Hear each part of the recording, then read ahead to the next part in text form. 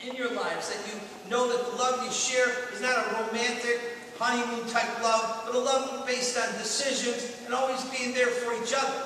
We heard in that second reading from St. Paul, love is patient, love is kind, love is ready to excuse, is ready to forgive. It does not brood over injuries. No one's perfect. And I remember many years ago, you can get on a VCR or whatever. Anybody remember the movie Love Story? Everybody used to quote a line, a famous line from Love Story. Anybody remember what that line was? Love means never have. Who said that? Love means thank you for dating yourself. I saw that on MeTV. I watched it too when I was a kid. But what happens is love means never having to say you're sorry. That's a lot of nonsense. Only someone close to us can hurt us. And love means having to say you're sorry. I can remember back in 1988, I was stationed at St. Joe's in Niagara Falls. It was an August day. I had the noon Mass. After the Mass, a lady came out after Mass and said to me, your homily stunk. It had nothing to do with reality. It wasn't inspiring. It was a downer. So finally I looked at the lady and said, Ma, I tried my best. Now, if that was my mother, that's going to hurt me because there's a close relationship with mother and child. But if there was some honeymooners coming through town, in one ear and out the other. But you, Melissa, and you, Derek, are being in such a close bond, a never-ending relationship that Jesus blesses tremendously. Love means having to have to say you're sorry. So if he comes to you and says sometimes, I'm sorry, Melissa, the first words to Derek are not to be, you should be, but I forgive you. And if she comes to you and says, I'm sorry, the first word out of your mouth are not to be, well, you finally came to your senses, but I forgive you, because no one's perfect, myself included. And today, we have two young ladies here, and your brother here, young man. So what happens is, you're the witnesses of this, and everybody else here.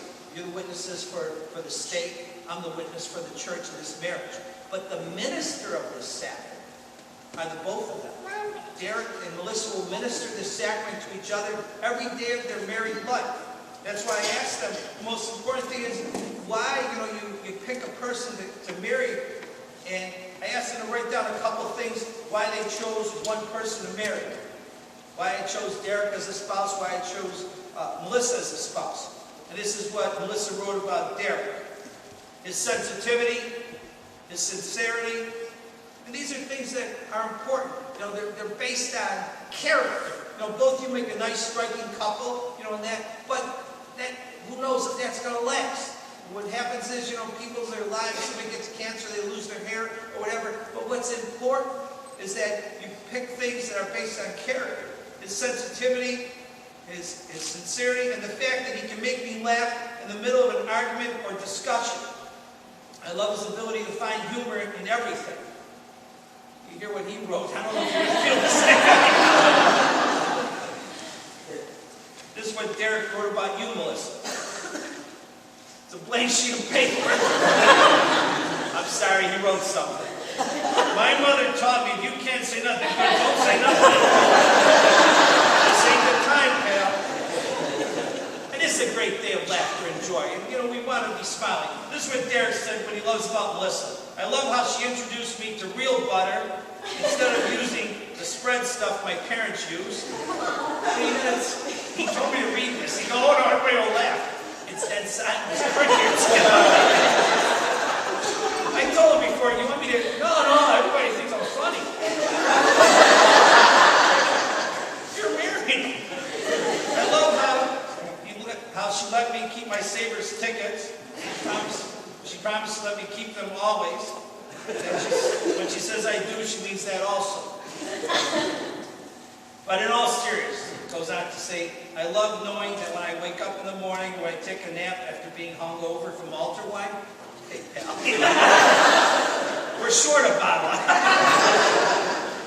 That I have someone there, and this is where he said, this is the serious stuff, that I can trust, that I love, and I desire to be with all the days of my life until God calls one of us home.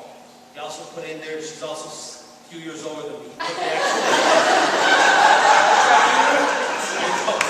They're still counting over there.